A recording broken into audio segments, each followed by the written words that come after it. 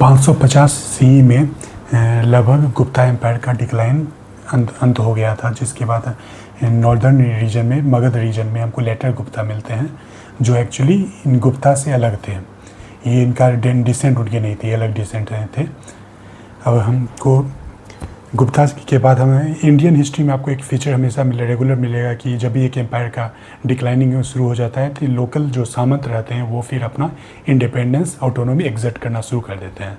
तो गुप्ता के letter period में हम देखते हैं बहुत अलग, इस वेस्टर्न इंडिया में खासकर कई सारे 5-6 रीजन में अपने अपने इंडिया, जैसे थानेश्वर में पुष्यभूति डिनास्टी, कन्नौज में मौखरीज, मालवा रीजन में औलिका राज, साउथ में फिर डेक्कन में हम जाते हैं, यहाँ पे महाराष्ट्र रीजन में वाकाटक, फिर गुजरात वल्लभी रीजन में मैत्रकाज।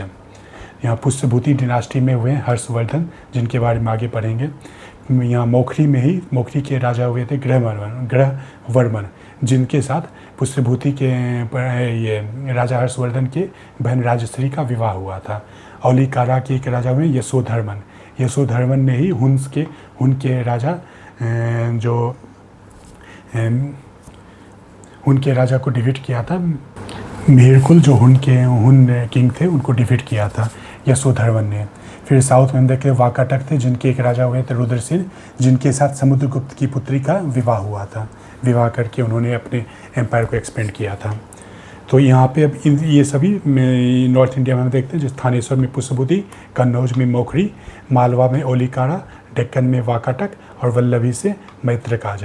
इनमें से अभी एक इम्पॉर्टेंट हुए थे पुष्यभूति, क्योंकि जो अब यहाँ पे पहले तो थानेश्वर कन्नौज का मैट्रिमोनियल अलायंस होता है, मौखरी के राजा ग्रहवर्मन के साथ राजश्री का विवाह होता है, लेकिन ग्रहवर्मन का कुछ इसमें में षड्यंत्र के दौरान इनकी मृत्यु कर मार दिया जाता है इनको, तो दोनों किंग मिल आके फिर एक राज बना जाता है। फिर धीरे धीरे हर्षवर्धन जो है अपने राज्य का एक्सपेंड करते हैं और नॉर्दर्न इंडिया को अपने अंदर ले लेते हैं। लगभग 50 साल तक नॉर्दर्न इंडिया को यूनाइट के रखे थे और बुद्धिज्म का इसमें ग्रोथ हुआ था। तो हर्षवर्धन के बारे में बेसिक देखते हैं। हर्षवर्धन का काल रहा है 606 से 47 सी तक। तो इनके फर्स्ट किंग इनके हुए पुष्यभूति लगभग 500 सी में। फिर प्रभाकर वर्धन, राज्यवर्धन और हर्षवर्धन। राज्यवर्धन इनके बड़े भाई थे, लेकिन इनका डेथ हो गया था। इनको कॉन्स्पायरी से शशांक ऑफ गौड़ ने मरवा दिया। तो इनके बाद ये हर्षवर्धन के लिए देखें तो हर्षवर्धन के टाइटल्स में राजपुत्र और शिलादित्य आता है। इनका मेन कन्फ्लिक्ट दो चला था चालुक्य के साथ, और गौड़ जो बंगाल में आता है।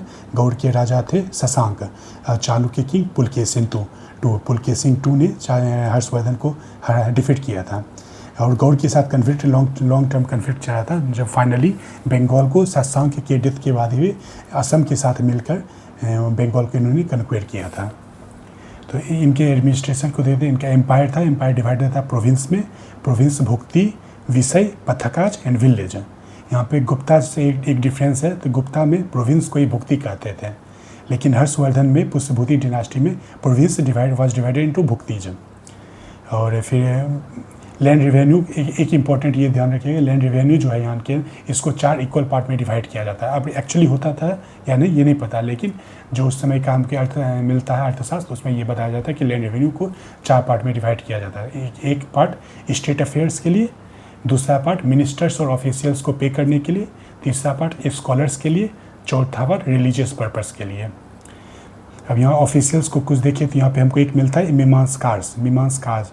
मीमांसकार जिनको कहते थे, जिनका काम था जस्टिस करना, न्याय करना। और कुछ ऑफिशियल्स के लिए देख ले तो कि इनका बस नाम ध्यान रखिएगा, ये सभी जो टाइटल्स होते थे हर्षवर्धन के अंदर ऑफिशियल्स का टाइटल्स होता था। अवंती, सिंहानंद, कुंतल, स्कंदगुप्त, दीर्घध्वज, बानु, महाप्रतिहार एंड सर्वगत, ये सभी ऑफिशियल्स, डिफरेंट ऑफिशियल्स होते थे इनके अंदर। बुद्धिज्म जब इंडिया से चाइना और जापान की ओर स्प्रेड किया था, तो चाइना से बहुत सारे मोंक इंडिया में आना शुरू हो गए थे ताकि बुद्धिज्म पर अच्छे से स्टडी कर सकें। उनमें सबसे पहले जिनका नाम हमें मिलता है फाहियान, जो चंद्रगुप्त द्वितीय के समय या चंद्रगुप्त विक्रमादित्य जिनको कहा गया उनके टाइम में आए थे। फिर एक है सुंग यून जो 518 सी के आसपास आए थे। हुएनसांग 630 सी में आए थे। उस नालंदा यूनिवर्सिटी में इन्होंने स्टडी भी किया था। और उसमें हर्षवर्धन यहाँ राजा थे और ये इनका ही एक इन्फ्लुएंस माना जाता है हर्षवर्धन को शैविज्म से बुद्धिज्म में कन्वर्ट करने का। इनका और हर्षवर्धन की बहन जो राजश्री थी वो भी बुद्धिज्म में कन्वर्ट हो गई थी। इन दोनों का इन्फ्लुएंस माना जाता है, जिनके इन्फ्लुएंस से हर्षवर्धन ने बुद्धिज्म अपनाया था। फिर एक हुए थे इत्सिंग या ईजिंग 673 BC। एक है ऊ हिंग, फायन सुंग इन वेनसांग इत्सिंग ऊ हिंग। वेनसांग को ही प्रिंस ऑफ पिलग्रिम्स कहा जाता है। इनके एक बुक का नाम है सू यू की, ध्यान रखिएगा। और वेनसांग जब नालंदा में पढ़े थे उसमें नालंदा यूनिवर्सिटी के हेड थे शीलभद्र। और नालंदा से ही और भी कई जो स्कॉलर्स रहे उनका नाम ध्यान रखिएगा। आर्यदेव, धर्मकीर्ति, नागार्जुन, दिंगनाग, शांतिदेव, आर्यभट्ट, धर्मपाल, ये सभी नालंदा यूनिवर्सिटी के स्कॉलर्स रहे हुए हैं।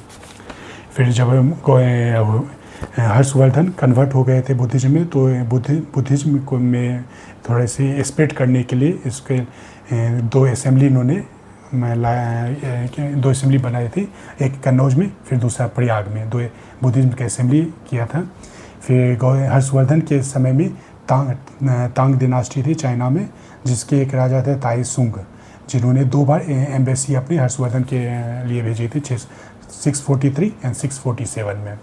अब कुछ लिटरेचर है बाण भट्ट का हर्षचरित, जो फर्स्ट माना जाता है कि हर्षवर्धन की अति पे एक जीवन चरित्र है, पहला जीवन चरित्र संस्कृत में माना जाता है हर्षचरित। फिर कादम्बरी एक रोमांटिक प्ले है, फिर प्ले नहीं काव्य है।